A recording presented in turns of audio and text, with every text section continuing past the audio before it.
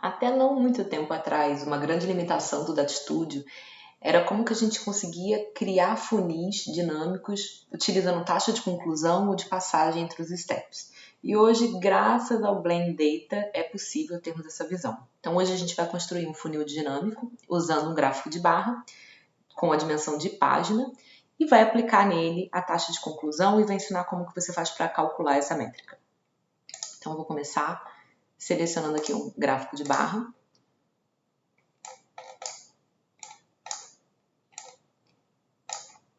Aqui eu já estou com o meu data source e vou selecionar a métrica que eu quero, que é Unique Page Views. E aqui eu estou com a dimensão de página. Então você vê que ele está trazendo para mim todas as páginas que eu tenho nessa base. Ok, eu não quero trazer todas as páginas, elas não fazem parte do meu funil. Então eu vou criar uma nova dimensão onde eu vou não só estabelecer quais são as páginas que fazem parte do meu funil, como eu vou renomeá-las. E para isso eu vou usar a função CaseWhen, que a gente já fez um tutorial aqui nesse post anteriormente. Eu vou passar por ele rapidamente. Se você quiser entender um pouquinho melhor de como estruturar ele, pode recorrer a esse material também. Então eu venho aqui em Manage Edit Data Sources, eu venho no Data Source que eu selecionei, eu vou editar, e aqui eu vou incluir um campo. Esse campo calculado eu vou chamar de funil de conversão. E aqui eu vou fazer a minha função case. Então, case, when, a minha dimensão selecionada aqui para o filtro é página. Então, quando a minha página for igual, aí eu vou selecionar qual é o nome da minha página para criar a minha regra. Então, quando a minha página for essa, eu quero que você chame ela de 1, que é o meu primeiro step, e o nome dessa página, que é categoria. Ok, então eu estou dizendo aqui que eu quero que toda vez que a página for essa, ela seja chamada agora de 1 categoria. Para não tomar muito tempo desse tutorial, porque o foco dele não é CaseWhen, eu vou copiar e colar a minha fórmula já pronta aqui. E a gente tem aqui todas as etapas do meu funil já renomeadas. E você vai notar que quando eu renomeei essas etapas, eu já coloquei aqui o número. Então, step 1, step 2, 3, 4, 5, 6. E por que é importante a gente colocar isso na nossa nomenclatura? Porque quando a gente for colocar isso no gráfico de barra, a gente vai ordenar por ordem alfabética dessa dimensão nova que a gente criou. Então, é importante que a gente crie uma nomenclatura que permita que a ordem do meu step esteja de acordo com a ordem do meu funil.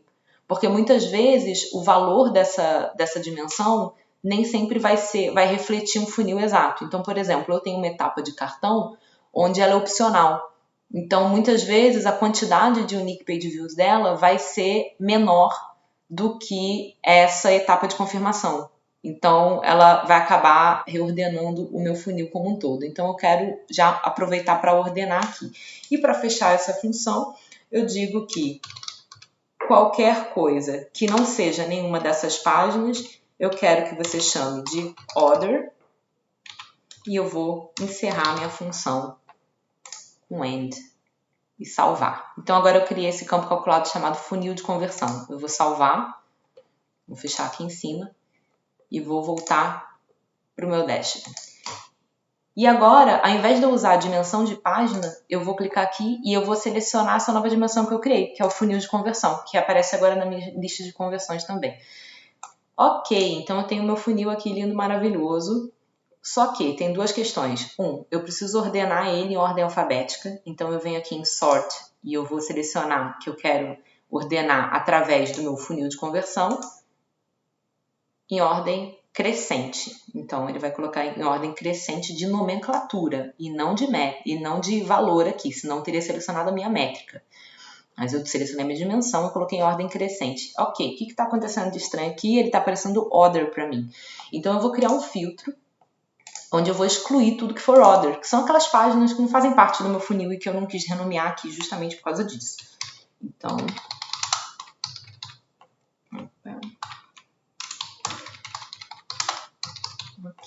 Então, aqui eu venho excluir. Da minha nova dimensão é o funil de conversão. Quando ele for igual a order, eu quero que ele não apareça. Ok, e agora ele deixa de aparecer aqui para mim. Então essa é a primeira etapa de criação do nosso funil de conversão. Então eu já tenho o funil aqui dinâmico montado e o que eu quero aqui é aplicar minha taxa de conversão, certo? Certo. Como é que eu faço isso? A gente consegue vir aqui e trabalhar com um blend data, né? Que é a função que vai permitir que a gente combine novos data sources que a gente vai criar através de regras que a gente vai montar aqui. Então eu poderia, por exemplo, selecionar aqui uma base e selecionar qual é a minha dimensão em comum, que vai ser o funil de conversão, a minha métrica, que é o Unique Page View, e adicionar aqui um filtro que dissesse para mim que eu quero que aqui venha eu quero que ele só inclua qual é a página do primeiro step, por exemplo. E ele vai aparecer aqui para mim como uma métrica, eu posso renomear, ele vai aparecer aqui, eu poderia fazer isso com cada um dos steps para combinar e criar um novo data source inteiro aqui, com cada um desses steps já filtrados, né, com filtro de página e tudo mais. Essa função do Blend Data, ela é bem interessante para vários aspectos, então eu vou fechar aqui sem salvar, porque eu vou mostrar uma maneira mais fácil da gente fazer isso, usando o Blend Data também, mas para esse caso que a gente está querendo, a gente pode aplicar ele de uma maneira muito mais fácil do que a gente construir toda aquela regra. Aquela regra é interessante para quando você vai usar esse data source também para combinação de muitas dimensões ou para métricas diferentes, você quer usar em outros gráficos, enfim, como a gente quer aqui apenas uma simples taxa de conclusão, é bem mais simples. Então, eu vou primeiro adicionar um scorecard, que vai ser o meu Unique Page View, e eu vou adicionar um filtro nele, onde eu vou dizer que é o Step 1 apenas.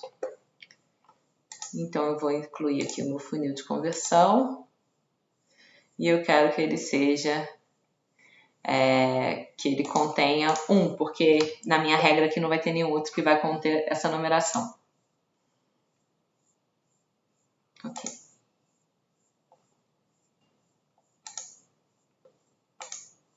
Então aqui eu tenho o Unique Page View com Step 1. Vamos ver aqui que está batendo o meu valor. Está tudo certo com o meu filtro. E aí eu vou criar a mesma coisa para o meu sucesso. Então aqui eu vou incluir um filtro de sucesso, onde eu vou incluir apenas no funil de conversão, contém 7, que é a etapa do meu sucesso. Ok. E aqui eu tenho o meu sucesso.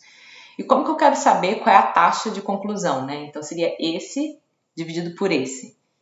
Simples, eu vou selecionar primeiro essa métrica, eu vou segurar o Ctrl e aí eu vou selecionar a segunda. Com o meu botão direito, eu vou dar um Blend Data. Eu vou descer aqui um pouquinho, fica mais fácil. O Studio às vezes não permite que a gente veja, então peraí. Blend Data. E pronto, ele mostrou a minha métrica do jeito que eu queria ver. Como eu já tenho essas métricas aqui no meu gráfico, eu não preciso delas, então eu vou simplesmente deletar. E por que eu mostrei antes a possibilidade de você criar um Blend Data direto ali daquela maneira mais tradicional? Porque eu acho que é importante você saber que aquilo existe, a gente entender, conseguir explorar aquele recurso, mas eu acho que para esse caso aqui específico, a gente consegue solucionar de uma maneira mais fácil através da mesma função, que é um Blend Data também. É só uma outra maneira de você fazer. E aqui o que é interessante, porque o Blend Data, quando você faz através daquela formatação, você tem uma limitação de incluir 5 regras apenas, 5 data sources apenas com filtro, com regras. Então, eu não conseguiria colocar todos eles aqui para fazer, por exemplo, a taxa de passagem de cada uma das etapas. Então, essa daqui seria uma alternativa para você solucionar esse tipo de situação, onde você só seleciona aqui, aplica um filtro, faz a construção da métrica e depois você só elimina aquilo que você não vai utilizar e que você não quer ver. Então, aqui eu tenho uma taxa de conclusão de 41% e eu posso aqui também, nessa função, renomear essa métrica. Então, eu vou chamar de taxa de conversão, para que ela apareça assim no meu relatório. E assim você poderia construir qualquer uma das taxas. Então a taxa de passagem de um step para o outro. Aqui para mim talvez não fizesse muito sentido, porque eu tenho steps, por exemplo, o meu step de produto ele tem um volume maior do que de categoria, porque eu tenho entrada de mídia aqui. Então, para mim não faz muito sentido ter essa taxa de passagem, mas para você talvez fizesse ter a taxa de passagem em cada um dos steps. E assim você pode construir usando a mesma lógica. E é isso, pessoal, através do Blend Data e de um simples gráfico de barras, usando também o nosso Case UM, que lembrando, está aqui nesse mesmo tutorial, nesse mesmo post, você consegue criar o seu funil dinâmico dentro do Data Studio.